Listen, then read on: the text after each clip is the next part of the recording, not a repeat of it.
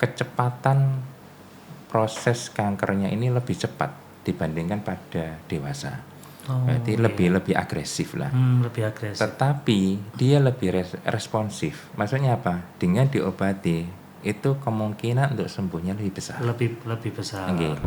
Kanker pada anak, ya kanker ini sebenarnya dia tidak melihat status kita, tidak melihat umur kita, kaya miskin, tidak. Berarti kanker ini semua dari kita tuh bisa terkena. Pada beberapa anak yang dengan kelainan genetik itu mempunyai risiko terjadi kanker. Kalau mata kita kan ada yang bagian hitam, ada yang putih. Nah, khusus yang di putih, apabila dilihat di dalamnya yang hitam itu ada yang putih-putih. Nah, itu salah satu yang harus kita waspadai.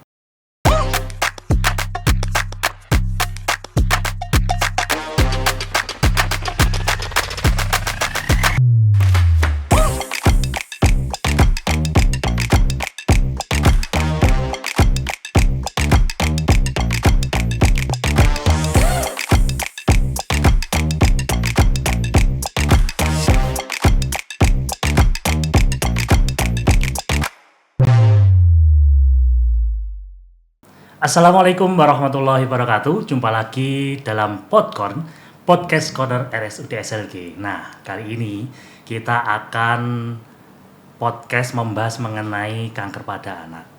Dan di hari yang sangat spesial kali ini kita hadirkan narasumber yang tentunya tidak asing bagi kita semua. Sudah malang melintang di Kediri dan beliau adalah dokter spesialis anak. Selamat datang Dr. Eko Wahyudi. Selamat. Kabarnya baik dok ya? Alhamdulillah baik. Alhamdulillah baik dok. Kali ini kita akan ngobrol-ngobrol tentang kanker anak. Terus terang saja saya pribadi itu merasa aneh dok ya. Iya. Anehnya itu kanker ini kan penyakit yang pemahaman saya sebagai awam ya. Itu adalah kayak pertumbuhan sel yang abnormal pada tubuh yang menjadi parasit akibat dari yang saya ketahui itu kumpulan radikal bebas atau toksik dalam tubuh. Apakah benar seperti itu? Kalau benar, bagaimana itu kok bisa terjadi pada anak dok? Terima kasih. Sebenarnya untuk kanker ini awalnya memang bagian dari tubuh kita. Dia itu semacam sel ya kan, tubuh kita ini terdiri dari banyak sel. Nah, sel kanker itu sebenarnya awalnya juga itu adalah bagian dari tubuh kita, sel kita sebenarnya. Tapi karena adanya mutasi di DNA-nya sehingga dia berubah sifatnya.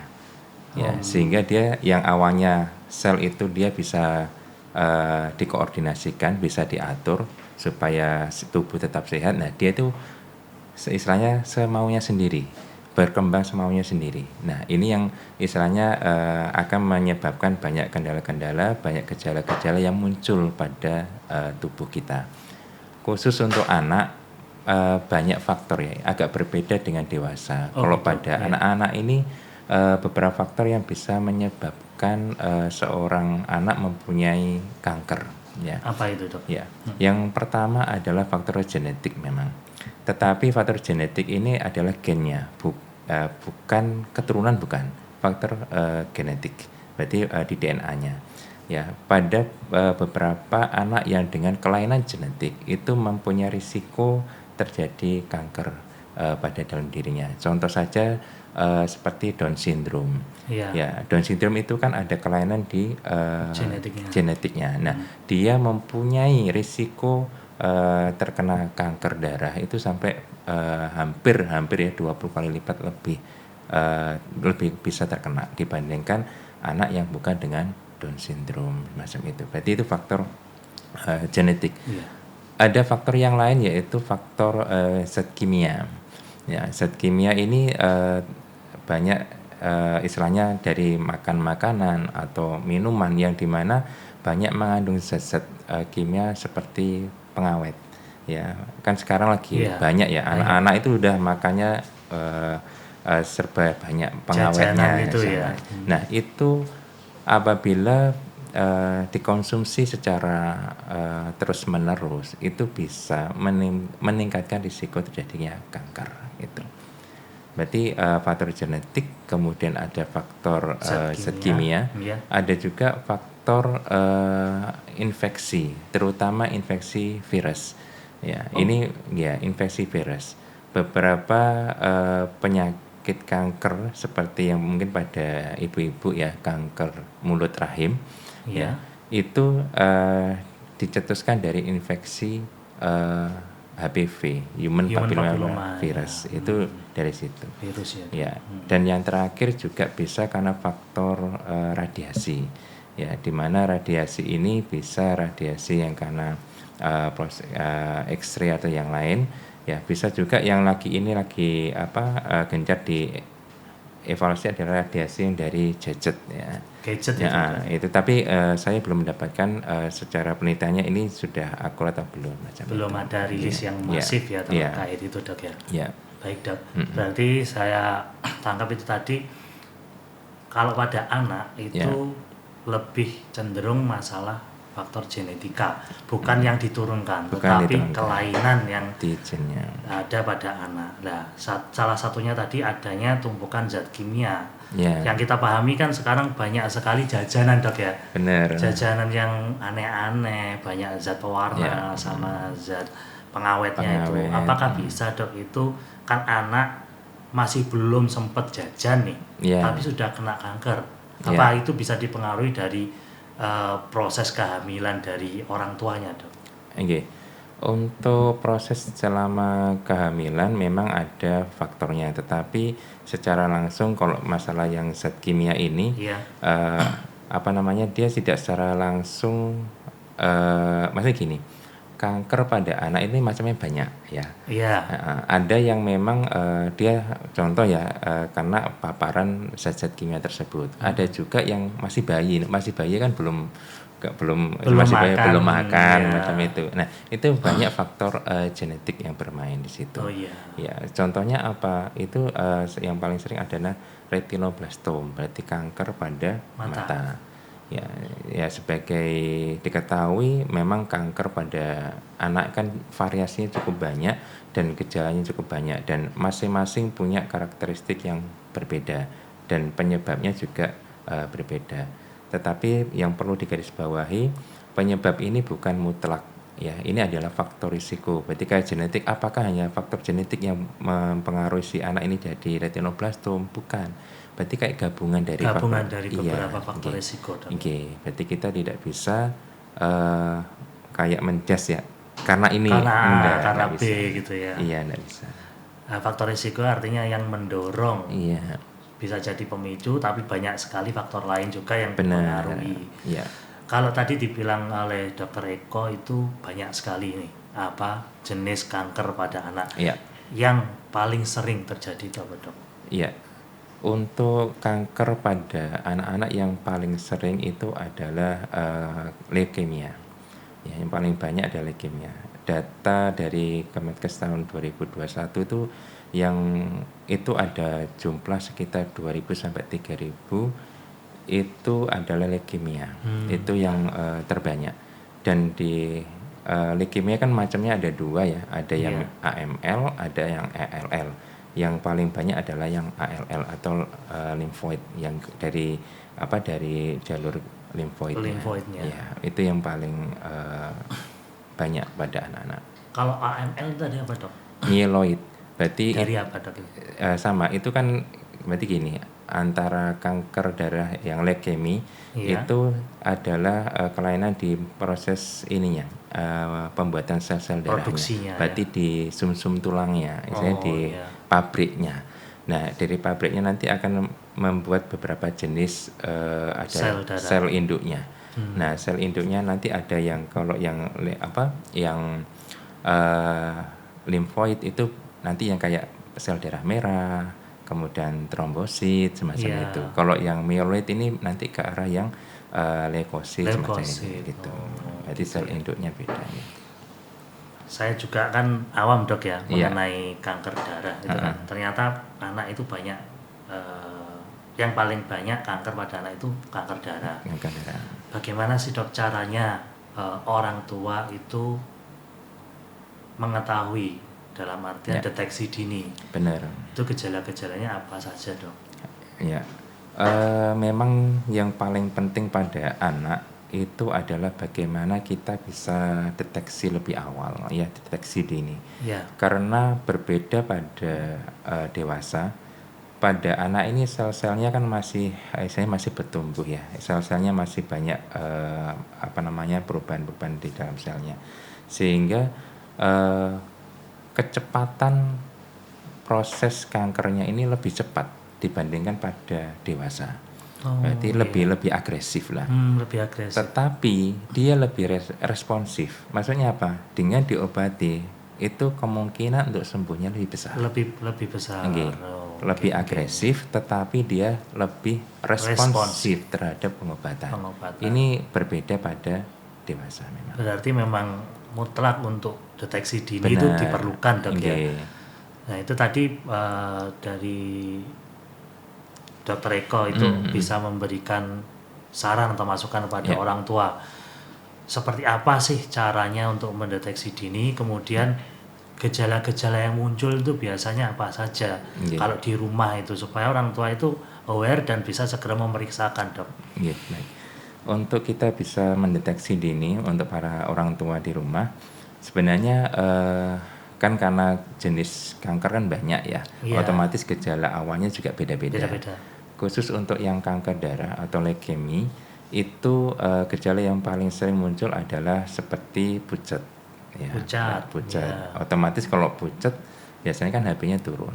Ya, otomatis ini dia anak ya yang awalnya aktif, kok ini jadi lemas ya, gitu, kurang itu. aktif. Benar.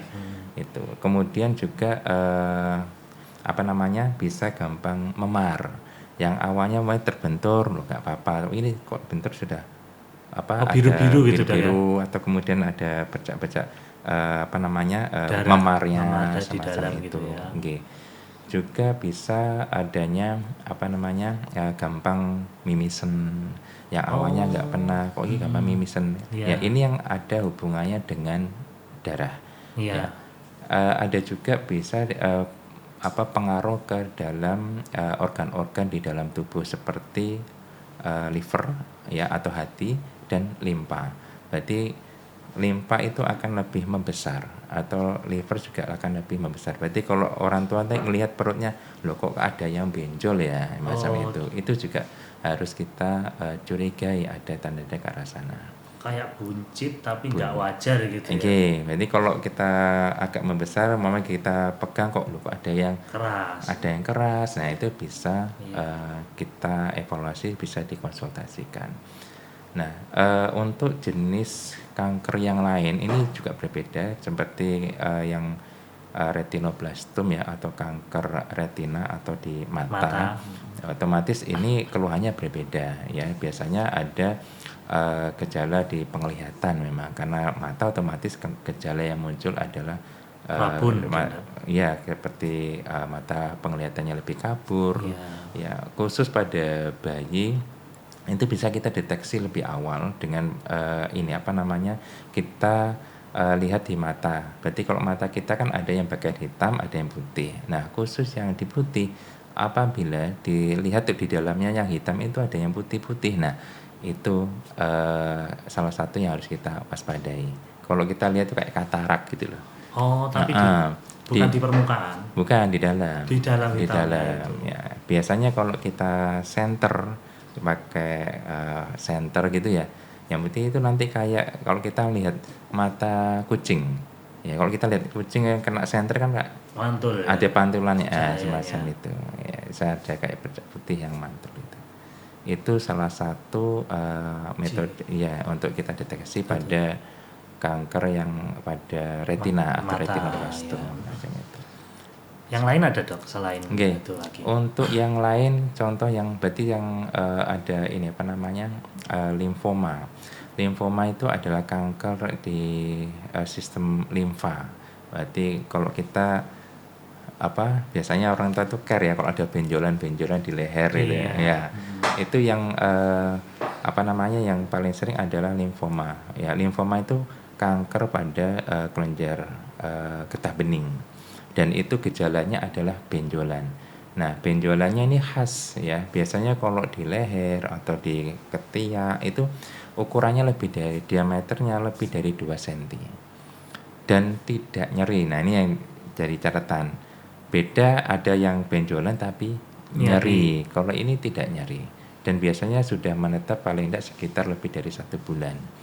Jadi kalau ada benjolan ya ada di leher atau di ketiak atau yang di tempat lain kok diameternya lebih dari 2 cm ya, tidak nyeri ya, dan ini sudah bertahan lama sudah 1 bulan lebih, bisa dikonsultasikan.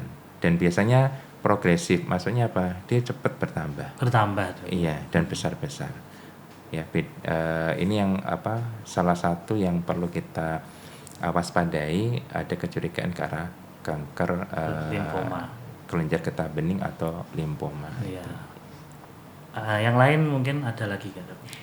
Untuk kanker pada anak yang lain, salah satunya adalah kanker Wilms tumor atau kanker pada ginjal.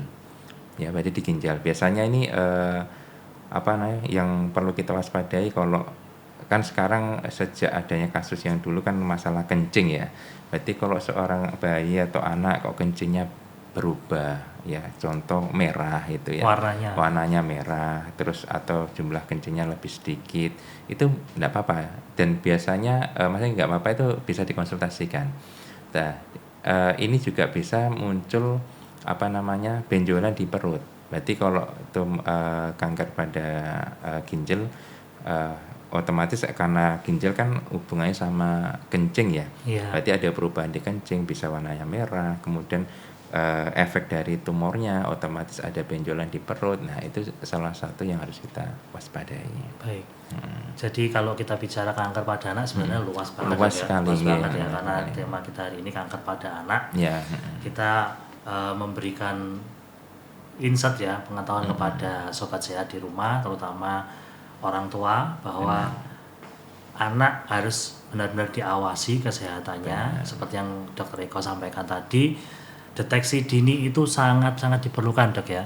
Karena kecepatan pertumbuhan sel kanker pada anak itu lebih cepat daripada orang dewasa, dan tapi lebih responsif untuk diobati, sehingga keberhasilan penyembuhan itu sangat tergantung pada deteksi dini, seperti itu, Dok ya.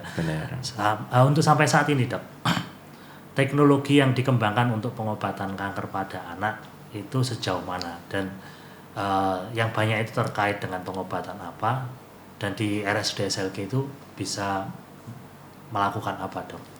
Iya, terima kasih. Untuk kondisi saat ini, ya, ini memang sudah berbeda ya dengan kondisi pengobatan kanker pada anak pada beberapa tahun yang lalu, di mana kalau tahun-tahun yang lalu terutama untuk kanker darah kayak leukemia itu angka kesembuhannya sangat kecil ya, sehingga banyak pasien-pasien dengan leukemia itu biasanya angka kesembuhannya sekecil sehingga bisa meninggal dunia. Nah, untuk saat ini sudah banyak metode pengobatan yang digunakan untuk kanker darah atau leukemia, dan dengan proses pengobatan ya yang secara intensif dan teratur ya, itu otomatis angka kesembuhannya sudah jauh lebih besar. Ya, ini untuk kita di SLG untuk anak, memang untuk kasus anak untuk terapi kita belum ya, belum. Untuk terapi kanker pada anak itu di rumah sakit tipe A biasanya. Tipe A ya, biasanya tipe A. Jadi kita di sini maintenance, istilahnya umpama kondisi ada sesuatu kalau tipe A kan harus dirujuk ke Surabaya atau Malang semacam itu. Namun apabila di tengah-tengah proses itu ada sesuatu, maka kita akan merawat di sini dulu. Ya, kita optimalkan kondisinya. Bila memang diperlukan akan kita rujuk semacam itu. Tapi untuk deteksi dini tetap untuk membantu tetap bisa dilakukan di sini. Baik, Dok. Karena ini sebenarnya menarik dan banyak sekali yang bisa kita bahas. Ini ada pertanyaan dari netizen, Dok, supaya lebih berwarna ya. Kita akan satu persatu baca pertanyaannya dan Dr. Eko bisa menjawab. Yang pertama dari Sofianaus ya. Pertanyaannya, apa penyebab utama kanker pada anak? Apakah genetik atau gaya hidup? Iya. Ya. Terima kasih Mbak Sofinas ya. Di sini memang faktor penyebab utama kita tidak bisa menjudge ya seperti yang saya jelaskan di awal bahwa untuk kanker pada ini adalah gabungan beberapa risiko. Memang genetik punya peran. Kemudian gaya hidup ya, seperti tadi ya makanan itu juga punya andil juga. Dan tadi juga saya singgung terkait dengan infeksi ya, infeksi terutama infeksi virus ya. Itu juga bisa mengubah genetik yang ada dalam tubuh kita, sehingga seorang anak yang habis kena infeksi virus tertentu dia bisa risiko terkena kanker ya. Seperti yang dijelaskan dokter tadi, adanya mutasi itu kan ya, penyebabnya salah satunya, bukan berarti satu-satunya penyebab. Bukan satu-satunya. Baik, selanjutnya pertanyaan dari Tria. Pemeriksaan awal untuk deteksi kanker apa? Gejala awalnya gimana gitu, Dok? Oke, terima kasih. Untuk pemeriksaan awal pada deteksi kanker, memang yang bisa dilakukan orang tua adalah kita lebih care terhadap perubahan yang ada pada anak kita. Ya, yang awalnya aktif kok ya aktif. Nah, ini kenapa? Ya, memang seperti saya singgung di awal terkait dengan kayak pucat ya, kemudian lemes. Itu kan sesuatu yang bisa kita loh kok seperti ini ya anak saya ya. Sebelumnya aktif kok sekarang tidak aktif. Kemudian juga apabila ada keluhan-keluhan benjolan ya, baik itu benjol di perut atau di leher yang awalnya tidak ada kok ini malah ada semacam itu. Kemudian juga faktor dari fungsi penglihatan ya. Umpamanya awalnya dia jalan aman-aman aja kok ini sering natap ya macam itu. Misalnya sering terbentur, berarti kan ada mungkin penglihatannya sudah mulai kabur, itu bisa ya. Nah, dari gejala-gejala ini nanti bisa dikonsultasikan bila ada gejala-gejala seperti tadi, kita akan melakukan beberapa pemeriksaan ya. Contoh kalau dengan kanker darah kita bisa lakukan di rumah sakit SLG ini untuk kita periksa darahnya. Kita akan lihat apakah memang ada sel-sel yang kita curigai ke arah kanker darah. Itu bisa. Kelainan itu bisa dideteksi. Itu bisa. Misalnya untuk deteksi awalnya kita bisa. Namun nanti untuk deteksi diagnosa pastinya itu perlu pemeriksaan sumsum tulang. Ya, untuk sumsum tulang ini biasanya akan kita rujuk ke RS tipe A. Baik. Itu. Selanjutnya pertanyaan ketiga dari Nurilia 29, bagaimana cara mendeteksi kanker anak secara dini yang orang tua bisa lakukan sendiri? Sepertinya tadi sudah dijelaskan ya. Mungkin bisa diulangi secara singkat gimana, Dok? Untuk deteksi dini pada yang bisa dilakukan orang tua ya, yang penting kita care terhadap perubahan-perubahan yang ada pada anak kita. Ya, tadi yang pertama apabila anak kita pucat ya, kemudian tidak seperti biasanya, lebih lemah, tidak aktif, kemudian ada benjolan yang sebelumnya tidak ada kok ada ya, kemudian fungsi penglihatannya kok mulai perubahan ya, kemudian bisa juga kayak keluhan-keluhan nyeri kepala ya, nyeri kepalanya ini kemudian bisa sampai muntah-muntah ya, ini biasa agak jarang ya, itu terkait dengan istilahnya kanker yang ada di dalam otak ya, tapi kasusnya jarang ya. Yang paling sering itu adalah terkait dengan darah ya, kanker darah atau leukemi. Yang kedua adalah limfoma atau kanker di kelenjar getah bening ya, itu yang paling sering pada anak-anak. Kalau darah tadi yang memar-memar sama mimisan tadi ya? Kemudian pucat ya, itu semuanya ada hubungannya dengan darah. Baik, selanjutnya pertanyaan dari Fitria Desi. Gimana cara menjelaskan kondisi kanker kepada anak atau saudara agar tidak merasa takut? Ini kayaknya permasalahan psikologis dan sosial. Gimana, Dok? Bagaimana ini memang selalu yang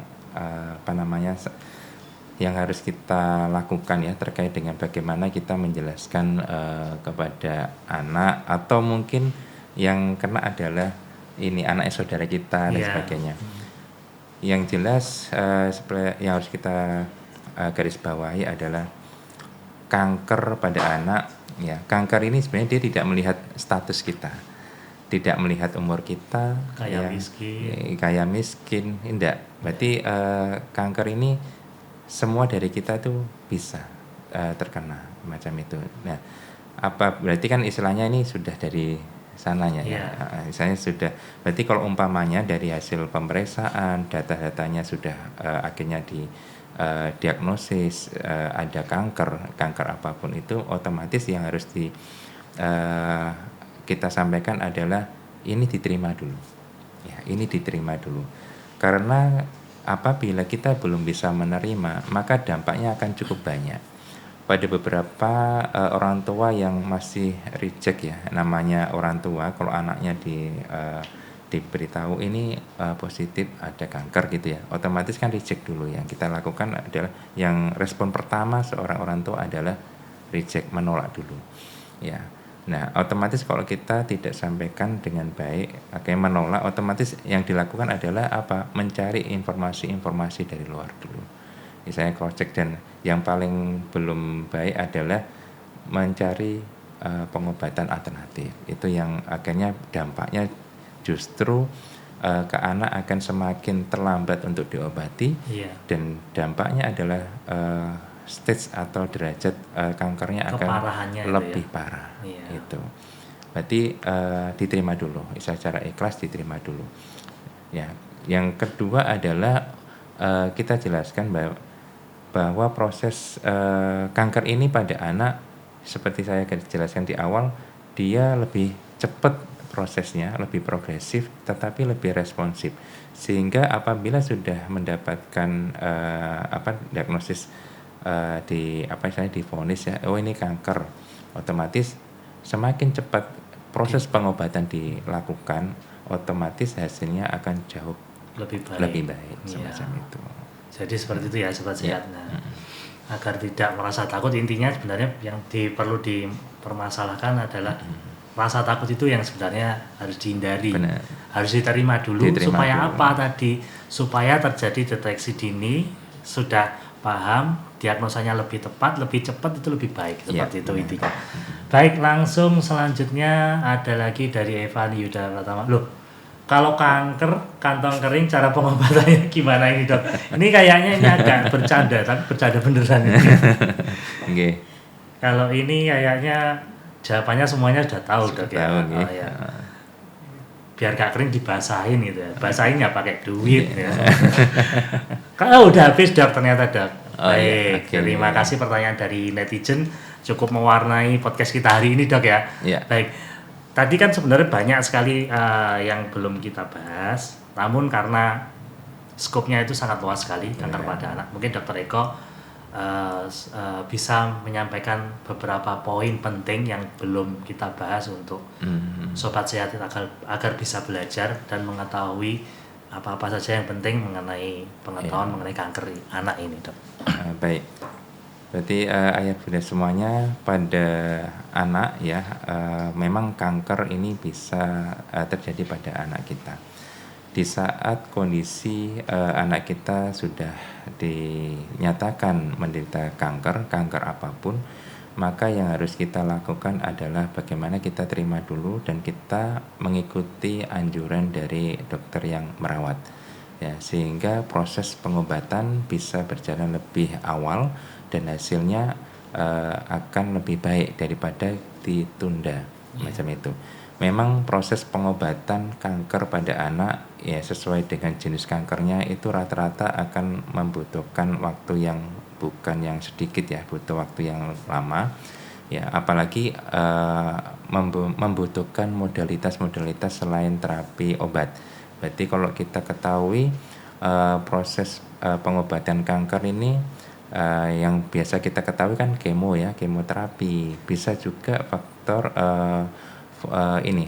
pesinar ya, radioterapi, kemudian juga pembedahan ya. Dan yang terbaru adalah imunoterapi menggunakan imun ya, misalnya terapi imun.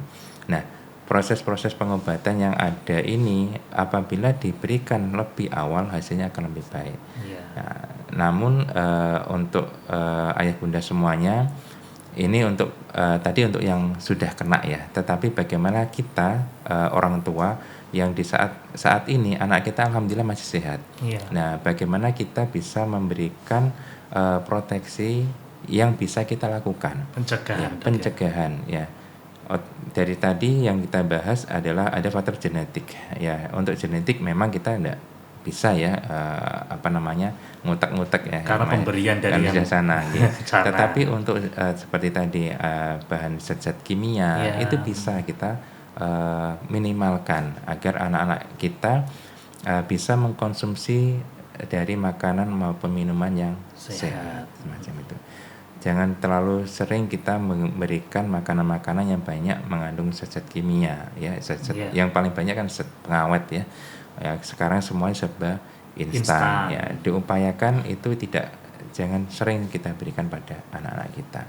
Mungkin ayah bunda sudah melihat membaca mungkin di sosmed ya, banyak anak-anak yang terkena penyakit A, penyakit B ya, ternyata diawali dari mengkonsumsi makanan-makanan atau minuman yang banyak mengandung zat kimia yang pengawet dan sebagainya macam itu. Dan sebenarnya itu salah satunya bisa punya potensi risiko terjadinya kanker juga. Iya. Insya Allah itu.